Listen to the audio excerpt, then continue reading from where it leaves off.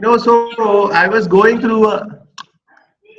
the scriptures, and then I came upon this problem. What happened after Adam ate the apple? What happened after Adam ate the apple? His eyes were opened. The eyes were open. Oops. He was not feeling hungry anymore. He was not hungry anymore. Leslie, super. What an answer. After Adam ate the apple, what happened? He didn't eat the apple, he ate a fruit. Okay, this is Sheldon. Sheldon is being all scriptural. Sin entered the world. What? Sin entered the world. Father Leon Satish has got the right answer. After Adam ate the apple, sin entered the world. Crystal, kya yaar? You came late. Hello, Father. Good evening, Father. Hi, Crystal. How are you? Today Hi. we are going to speak on the topic of sin. No, and over to you, Father Leon, to introduce our speaker for the day.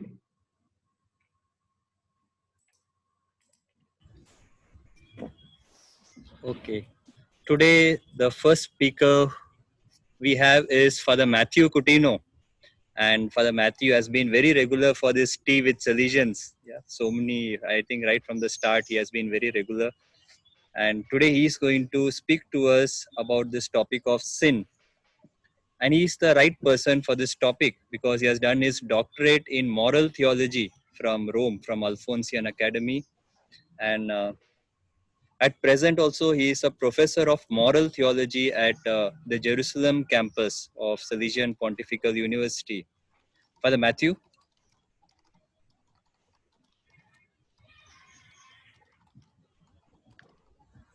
Yeah, so good evening, everybody. I'm happy to be here. I hope all of you can hear me.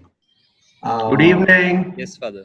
I was a little worried. 2 Saturdays ago, Father Leon was introducing Father Peter Gonsalves, and he said, Father Peter Gonsalves is here to talk about communication because he's an expert in communication. I was afraid Father Leon would say, Father Matthew is here to talk about sin because he's an expert in sinning. But I know that he didn't say it and he didn't mean it. So I'm grateful. But that aside, I'm very happy to be here to share with you something about an element of our Christian life that sometimes is shrouded in ambiguity. We don't really understand what is sin. So I just begin sharing my screen because I'm convinced. Would it be possible? Okay, yes. Now it's on. So yeah, it's on. Yeah. Oops.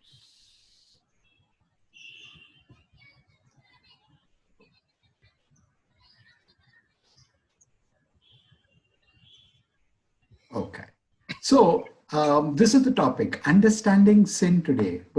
And the first question we could often have is sin real? Once upon a time in the church, everybody was talking about sin. You know, there would be these missions where priests would come and speak about sin and warn us we were all sinners. And then everybody in fright would go for confession. Today, they say the most useless piece of furniture in the Catholic Church is the confessional. Nobody's using it. Sometimes it is used to store books. Sometimes it is used to store the rags which are wiping the church because nobody uses the confessional in many places. So what happened to sin? Why is this so? I think the first thing to bear in mind is to put sin in the context of our Christian life. Our Christian life is a journey of discipleship. That is important to bear in mind. It is a daily following of Christ. A Christian life is not living commandments, following all the laws of the church, professing the creed. Our Christian life is following Christ. daily. All those things help us. So our focus should be, what kind of persons are we becoming? More than what are the kind of actions I am doing. Too often, I'm looking, is this sin? Is that not sin? Rather than what is the kind of person these actions are making me become. So I don't know, if I'm constantly using foul language, what is the kind of person I'm becoming? It's not important to say, did I get bad words? No. What is the kind of person I'm becoming by using foul language? So the focus should be on the persons who are following Christ. It is not always easy to follow Christ. All of us know this. So God, to help us on this journey, gives us laws, commandments. They guide us on the path of love. How to love God, how to love our neighbor, how to love ourselves, how to love nature. But sadly, both as individuals and in our families and in society, we fail. In the Bible, I have not studied Hebrew. I have not studied much of Greek. And I know at least one person over here knows much, much more than me. So I've got to be very, very careful what I say. There are 3 important Hebrew words for sin: hata, pesha, avon, and 1 Greek word, hamartia. And these are used repeatedly. The pesha and avon, pesha refers to violating a norm, avon refers to a sense of guilt. But the word I like to focus on is hata and hamartia. They mean to miss the mark. Let's say you are an archer. You're shooting arrows, you're missing the mark. You're not following the right path. And that is essentially what sin is. It is not so much breaking commandments and laws. It is missing the mark. We are following Jesus on this path of discipleship and we are straying. So sin occurs when we stray from this path of following God, who wants our good. And very often, what do? We choose evil. We choose evil not because they are evil, but because we see something that's apparently good. The sad part is it's only apparently good. It's not really good. To a person suffering from diabetes, for example, there can be an urge to eat sweets. He eats it, tastes it, it's great. But after that, it causes havoc in his system. So it's apparently good, but it's not really good. So therefore, sin is when we are choosing things which we think are good, but which are not really good. And that is why we are straying from this path of following Christ. These failures, what we call sin, can be at the personal level. My thoughts, my words, my deeds, in the way I relate with God, with others, with myself. They could be in what I do or in what I fail to do. Sometimes sin is doing something positively wrong, and other times it is not doing something that I should do. So this is personal sin. Now, some sins are very small. They break our relationship with God.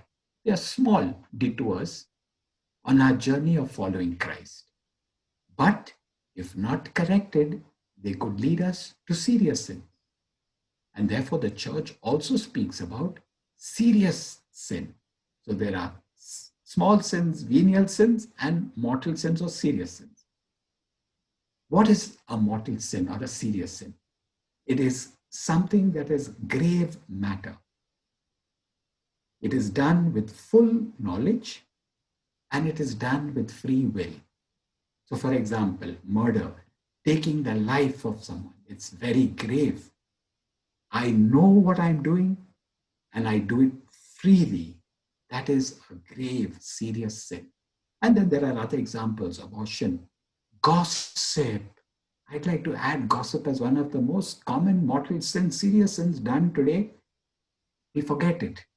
Maybe we are so worried about adultery, abortion, murder, theft. But when I speak against somebody, when I destroy their character, it is grave.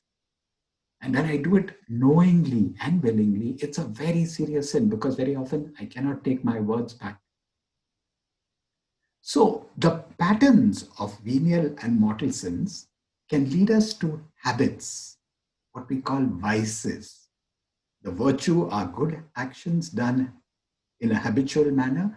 Vices are evil actions done one after the other. So I steal a pen, I steal stationery, I steal money, and it becomes a vice. I am a thief, a professional thief. I am victim of this habit of stealing. I tell lies and I tell bigger lies until after some time lies come normally, habitually to me, and I'm a liar. Can't trust what I'm saying. Now, all these habitual acts, small sins, serious sins, done habitually, take me away from God.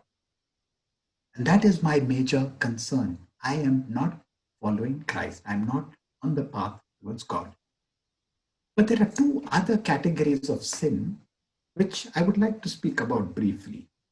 There's something called original sin.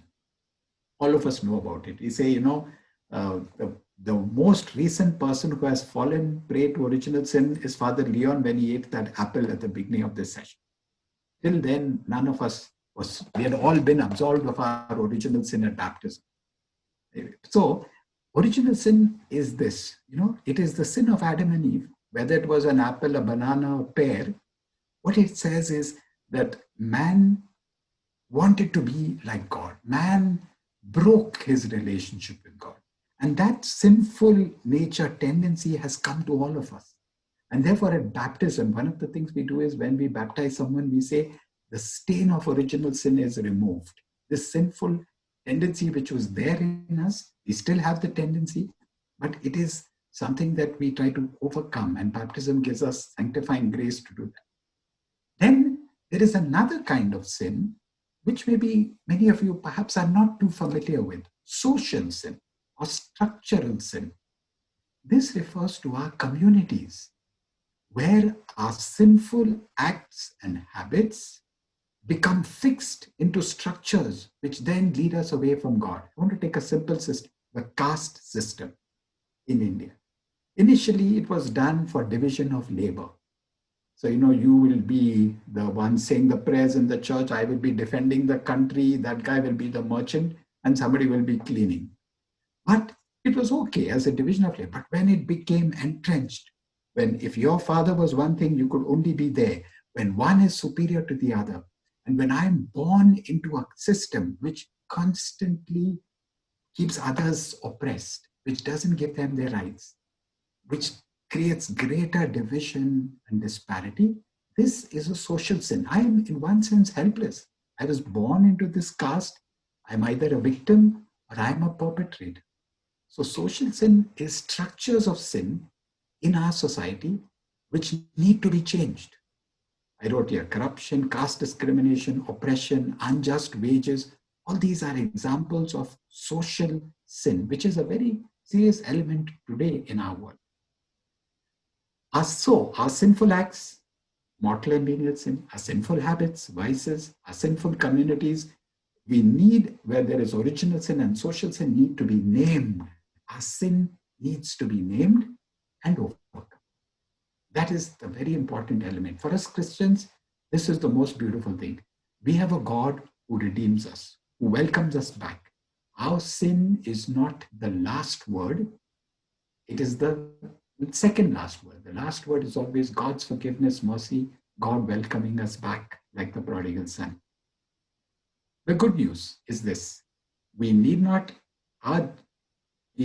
be, the last word is not our journey away from God. We can return to God. We retake the path He has charted for us. We can get back to peace, love, and joy. The cross bears testimony to this. And we are going to celebrate in a few days Christmas. We celebrate God coming to redeem us from our sin, to put us back on the path of discipleship. It can happen daily when Christ is born in our hearts and minds.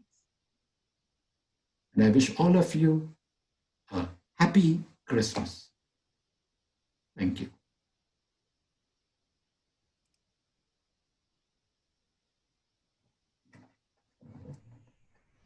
Yeah, thank you, Father Matthew.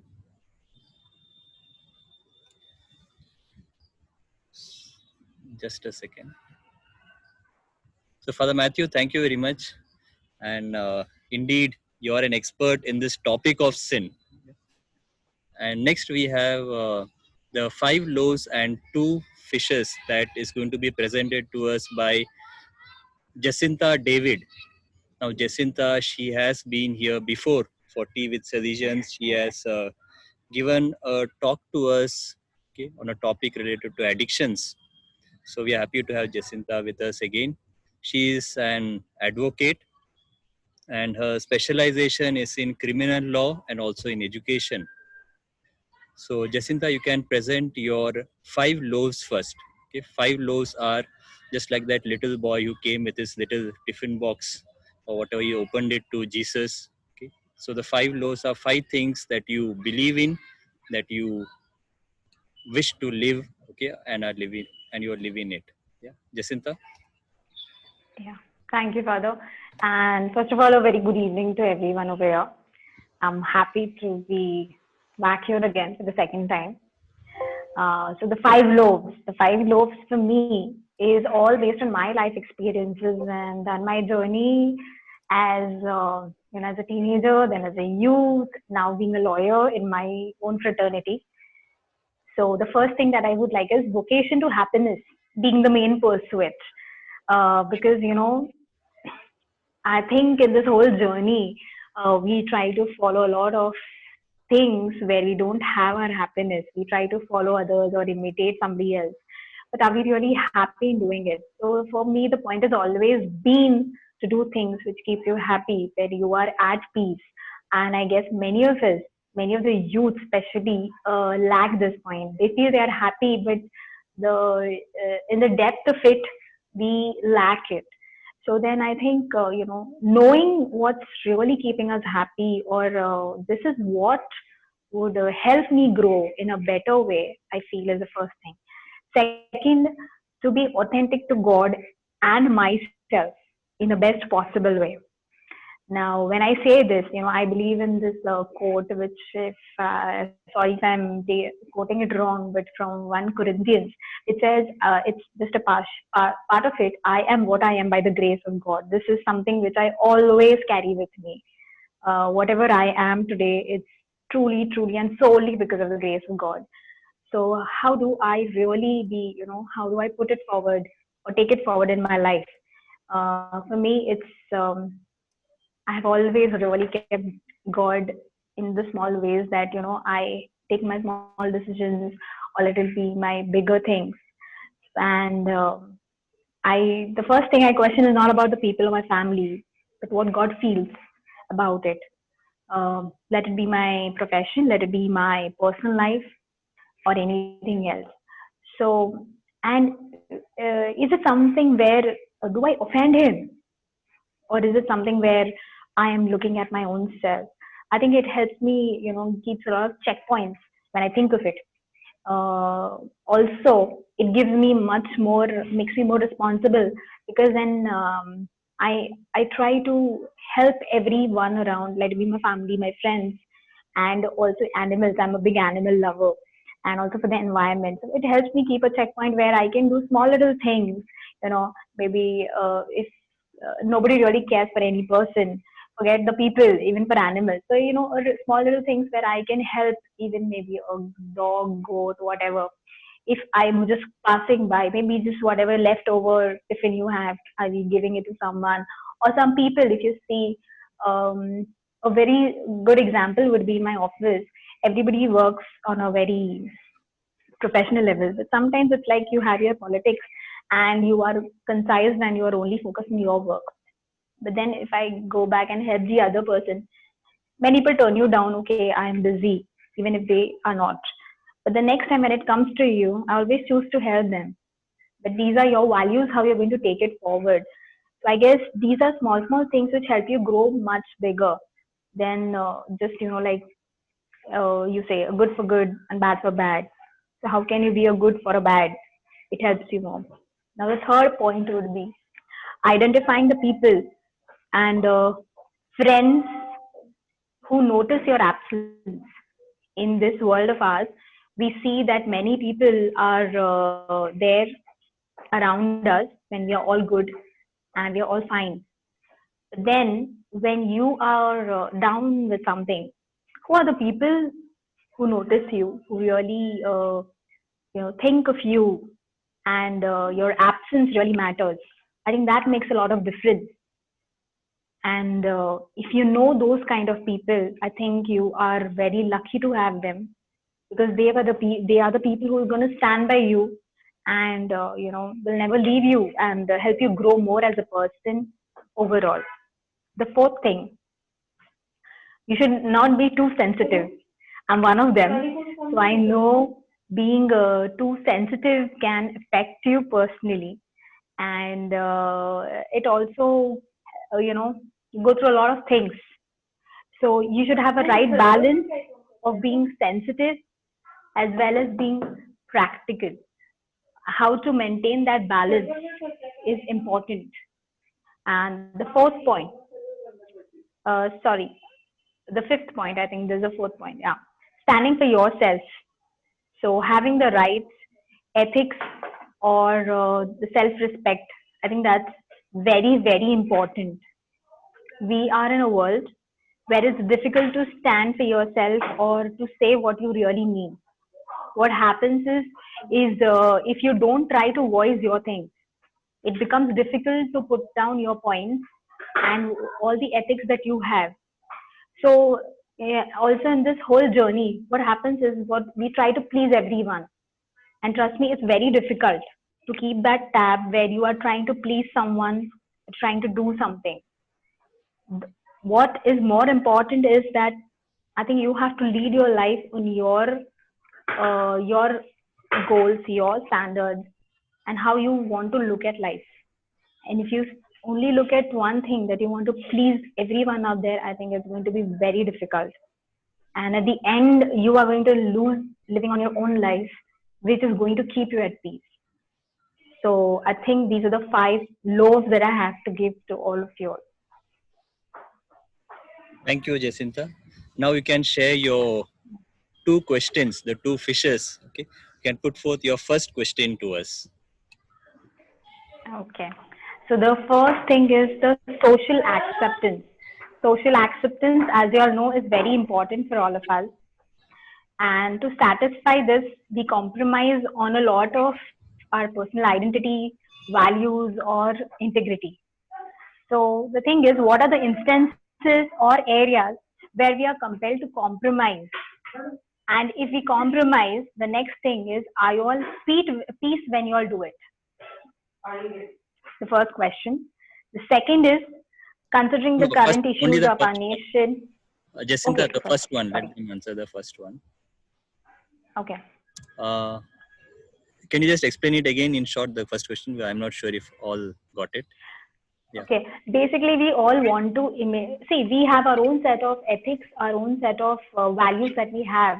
But when we get into a social circle, are we really portraying ourselves the way we are, the way we think, the way we believe, or are we trying to dilute our values, our sense of thinking to match the level of the person in front of us, or because of peer pressure, maybe the society? Are we diluting it? And if you're doing it, what are the instances? And are we really at peace when we don't be our true selves?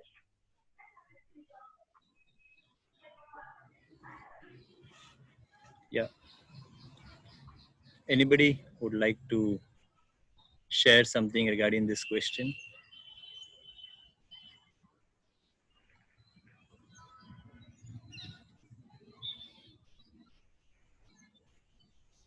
Yes, Father Matthew would like to say anything. Uh, yeah, I was thinking,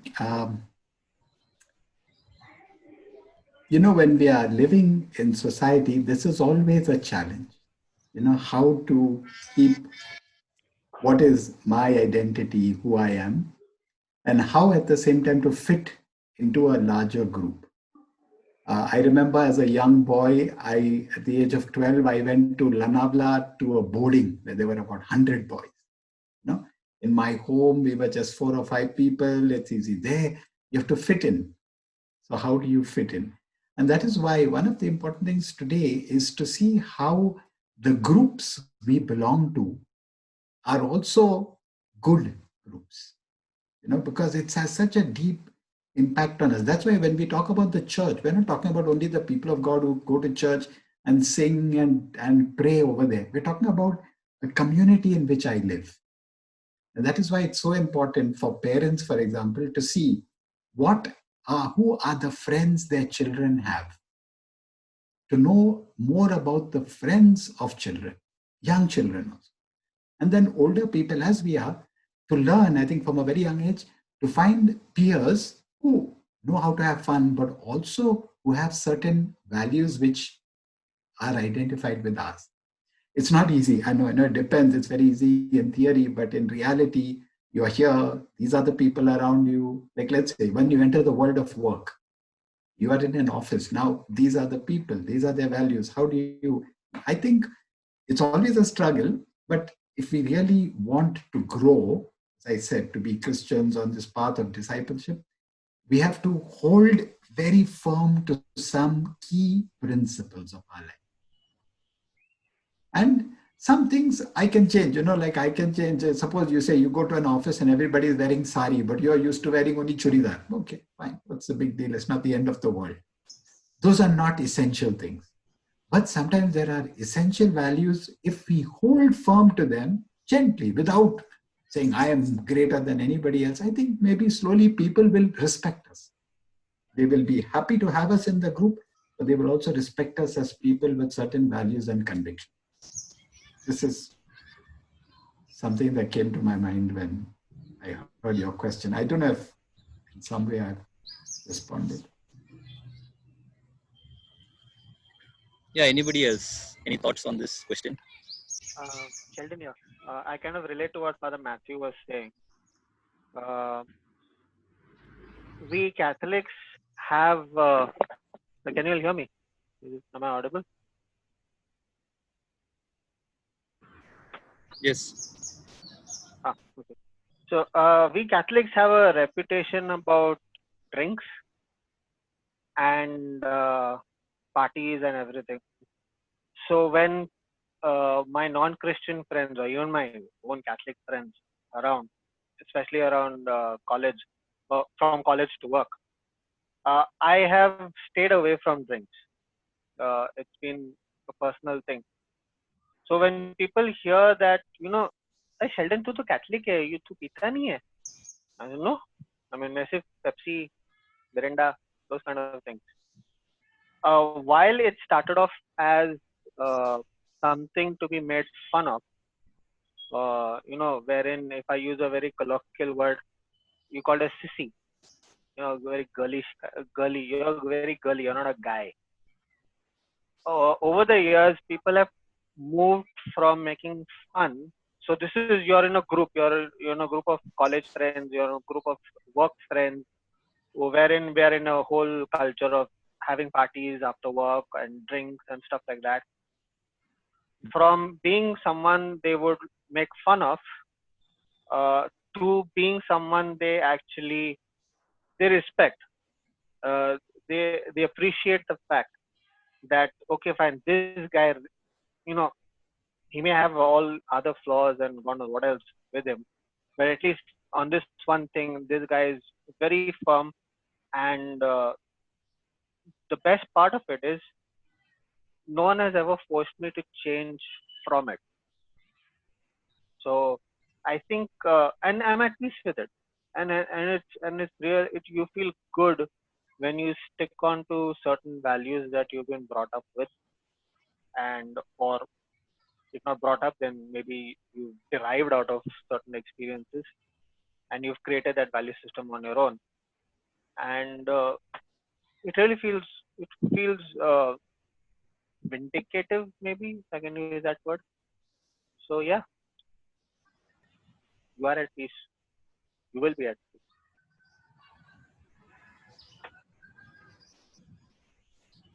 Yes, sure.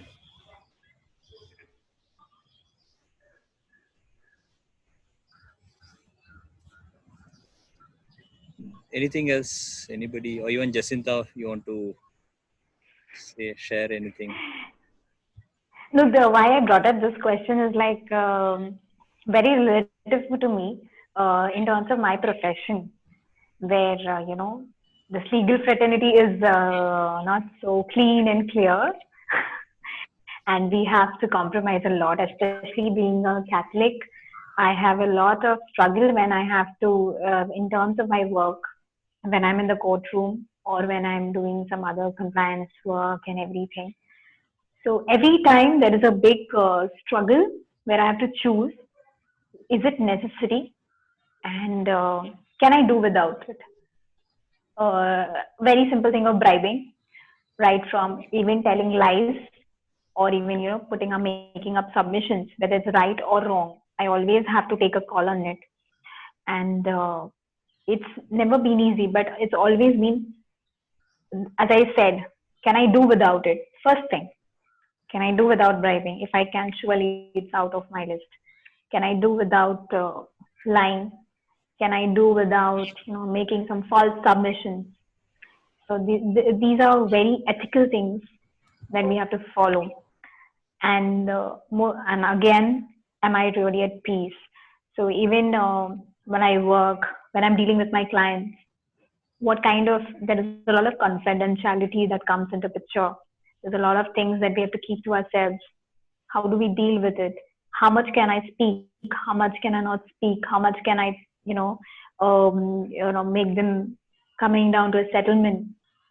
So these are struggles, but I think I really feel that even though there are ways that I've compromised, but it's only because it has been necessary for me to do, not because I choose to do it. But maybe it's very important, especially in the criminal background, not because of anything else. Because there we deal with the lives of people, and we have to take those calls in life. And my piece is very important because when we talk about lives of people, you're putting them behind bars, and our first thing is to get them out, especially knowing they're not at fault. So for me, it's very important because I am restless. If that person can be out, be with his family, with loved ones, and just being trapped. So for these things, if I'm compromising on it, I think God knows that I'm doing it for the good of another human being. But that way, I think I take my call.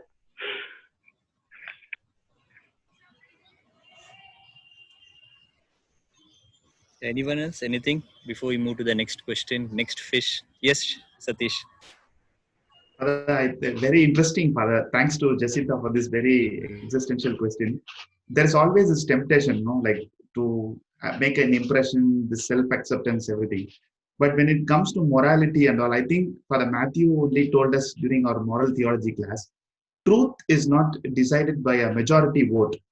No, I think it comes from Pope Benedict, maybe. I remember Father Matthew telling us, truth is not decided by a majority vote. See, there are certain things are bad even if everybody says yes, and there are certain things that is good even if everybody says no. No, so in that way, like whenever we work as a group and all, no, one person with a pure conscience can be a majority actually, even if like. So we are not talking about simple decision like which hotel, which restaurant to go to eat, or which place to book for something. This is regarding this moral issues. No, we cannot go by okay. If 10 of us are there, if 9 of us agree on one thing, let's go for it. But I am also struggling in this same area, Jacinta. Whenever I work as a group, and my major temptation is like what the other person is thinking of me and all those things. So, interesting. Thank you. Okay, Jacinta, you can give us your second fish, the second question.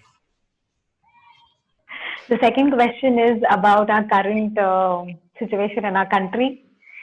We all know the issues that are going on. So, coming from a background where we need to voice, and sometimes when I go through it, what am I doing being in this fraternity? So, my question would be, how do you feel of this scenario of our system where we see so many new laws coming in and people agitating? So, do we really feel that we should voice out for justice? And if then, how do we do it to be the voice for the voiceless? in what ways do you feel you can come forward and stand for the right thing?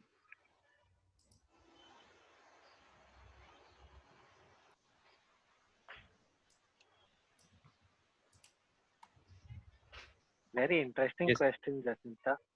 You've actually kind of, what do you say? Played with the bee's hive or with the hornet's nest. Uh, I mean, very superficially speaking, we already have a very own Gandhi who taught us how to do it.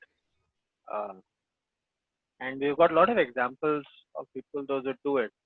I guess when it comes to our Indian Catholic fraternity, and at the risk of generalizing, I think we are very worried about uh, the negative effects of standing up. Like, what's happened with Father Stan, or what's happened to all those people, what's happening to the people in UP, the ones who were in the anti-CA protests. Like me personally, I'm not a guy who goes out and standing with placards and stuff like that. But since I'm very social media freak, so to speak, uh, I have I've given my share of opinions and stuff like that, and I get battered at home. I mean, figuratively, just the blows from my mom are still pending. But I guess, and I think that's one fear that we Catholics in India we have a lot is we are first of all we consider ourselves minor and in terms of numbers, so we'll not have support and this and that. And what happens if at all something happens to me? Then what will happen to my family behind? It's not many of us are not worried about what happens to us. We are worried about what's going to happen back home. So I think we have to be smart, maybe. The approach that nowadays I've taken is I don't put things out right in your face kind of a thing. Uh, I use language that is, to many, it is a little, over the head kind of a thing. Wherein smart people will able to understand what you're saying, the foolish ones will kind of, ये क्या बोल रहा है? That kind of a thing. So, put it out there and then maybe give hints here and there. Okay, this is what I was trying to say. Use satire, basically.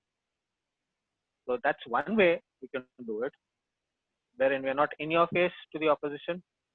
And you can use it anywhere. It's not just politics or the situation that we're in, but anytime, whenever local community, you're having a problem over there, and whatever is happening there is wrong, and you want to stand against it. You don't have to, literally go and raise your voice like volume stuff like that. You can do it under the carpet, so to say. Talk, speak to people one by one, and engage with them, and then build up the force. That's how I would try to do it. Yeah, any other responses?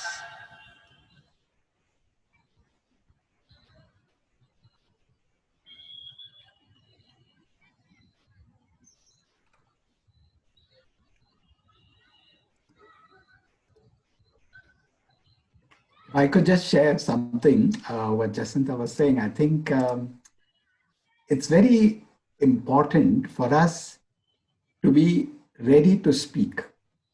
It's not easy. It's never easy. But if we are truly Christian, we have to stand for the truth. Stand for the truth means even at the cost sometimes of great personal distress, at the cost of maybe suffering for it. And I think two things we are called to do is to speak and to act. So let's say, for example, there is the rape. You remember the famous the Delhi rape case, no? I still remember I was in Bombay at that time, and everybody around me was mobilizing. No, today we are going to go to Shivaji Park for a candlelight thing. And I thought to myself, okay, I'm feeling very bad. I am praying for this victim, I will write, and I didn't go because I had to catch a train back to, I forgot where I was at that time. But I know that that action of just going and standing with candles over there was very symbolic for the truth, even though things did not change radically, and for the people who went there. So I think the first is a action, the symbolic action, and there is also the word. So you have to speak and act. Now we cannot do it alone very often. So maybe to find like-minded people. Now for the stand, there is protest against it. Some way to show my solidarity, to join a protest, non-violent, always non-violent, but a protest and a word.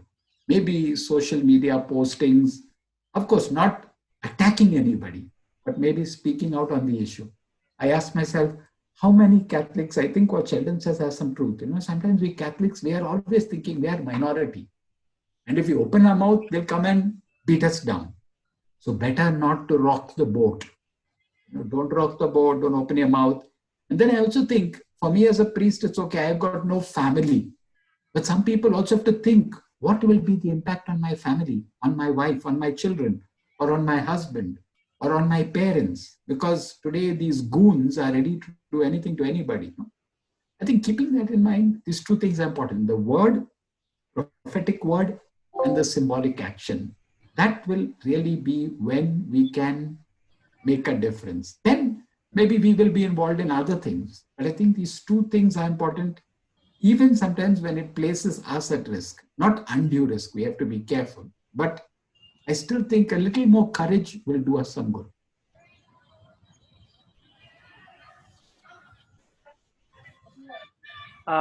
Yes. Fathers, I have a question stemming out of from what Jacinta was asking.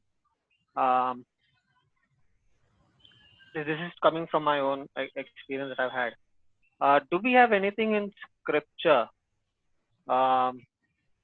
wherein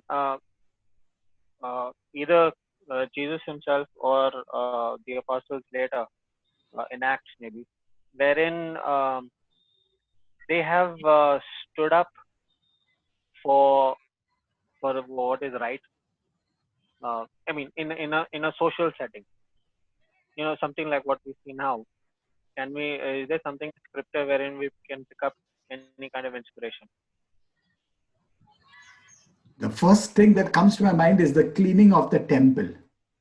Jesus chasing the merchants away from the temple. No? Something not going right in society, and Jesus is fearless, even though this may be one of the reasons why he was ultimately crucified. But there was constantly, all that Jesus was talking about, reaching out for the poor, healing, was all counter-cultural. Therefore, his crucifixion was not just because he was saying he was the Son of God, but because he was also creating a ferment in society. And therefore, he was very uncomfortable to the powers that be.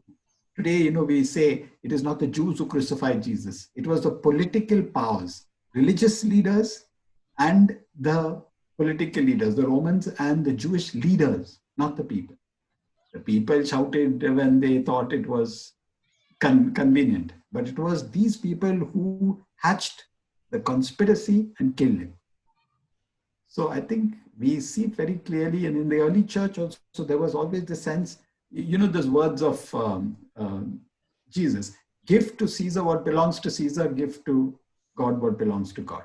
So I think it's a clear sense that we have to act sometimes to even contradict social issues that are there, because we are standing for the truth, because we don't only worry about religious things, we should also worry about the relationship we have with our neighbor.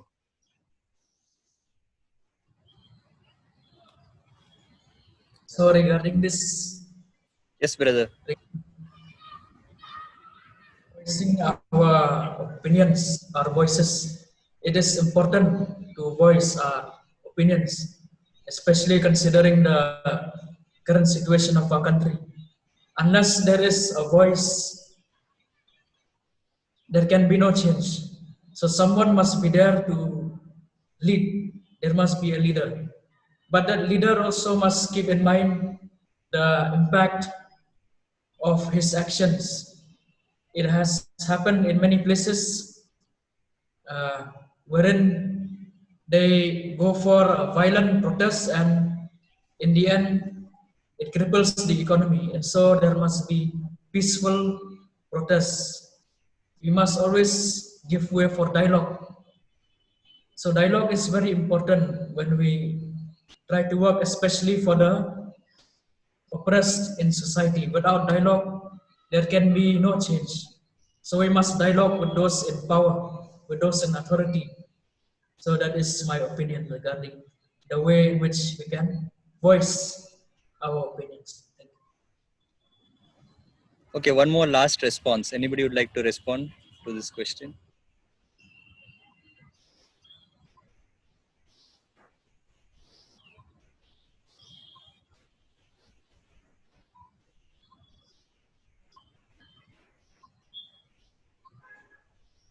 Can I just conclude it, I guess? Yes, Jacinta. um, well, thanks to Father Matthew, he put it really well, in what parameters even he voiced, how we should do it. Thank you, Father Matthew, for your answers. And, one of the things I really feel is we live in a country where we are a minority. And if we see, not many people know what we are doing. And we know even in Christianity, there are so many, different denominations and everything. But when you come before anyone, you're a Christian. We don't say you're a Protestant, you're a Catholic, or you're a Seventh-day Adventist, or so on and so forth. The thing is, there are a lot of conversions happening in our country, and it's labeled as Christians come and convert us. It's labeled as, you all want to take away everything, or you all want to go in majority. There's many things are there if you're really, talk to your people around, especially up in the north. So it's difficult to, make them explain. I think it's always good when we have a dialogue with the people from the other sects, other religions, trying to. I'm not telling you that we have to justify. It's about sharing of what we are, who we are, how we do it, and what we really mean. Many people associate drinking of wine in the church as they don't know what is the real essence or why we do it. I think because in my office I'm the only Christian over here, only Catholic. So when they ask me, okay, for them it's fun. For me, I don't take it as an offense. But whenever I get a chance, I let them know what it is. It's not really wine. What is the whole thing behind it, the background, and I think we should be informative about it. So, these are the small things. When we start talking and when we start sharing with them, and also being, it first comes to us how much we learn about our own religion. And second is passing on the knowledge to the others who are not with us. And I think we are only building up a society where we can help them know what reality in reality we mean, like being of we really mean being Christian is. And tomorrow, even when we have these issues, there's no denying to the fact in India, I think the Christians are the ones who are doing a lot of social activities, taking care of the people, education, or even hospitality, or anything. It's the Christians who are forward, not any other. But then now we know the situations of communalism and everything, and it's just a way that they are trying to convert. The whole thing goes to conversion, every underlying factor over there. So basically, I think only once we start talking and sharing, and to top it all, I think we as minority is important that we stand with each other. We don't have that unity when it comes. Let it be your church, let it be your parishioners, or let it be any diocese level or religious congregations. I think when we come together, that is the most important thing that we should learn from the Hindus or the Marathas or anybody for that matter of fact. They do have a lot of issues within themselves. But when there is one strike on one part of theirs, they all come together and stand. But unfortunately for us, we don't stand together. We may be in parts. Okay, fine, okay, maybe they are standing. Let them do. We'll do something else. I think we should all come together and stand for things in a bigger, larger group, so that even though minority, I think it still makes a difference. the time we forget that, no, we are minorities and we can't do much. I think that's the biggest sulking point, because we lose out. And then I think we have to face a lot. So I think we need to strengthen ourselves, even as, voicing in different ways. I think it will only help us grow more stronger as minorities. I'm not saying in population, but in terms of putting our stand, our voices together for what is the truth. That's it. So thank you.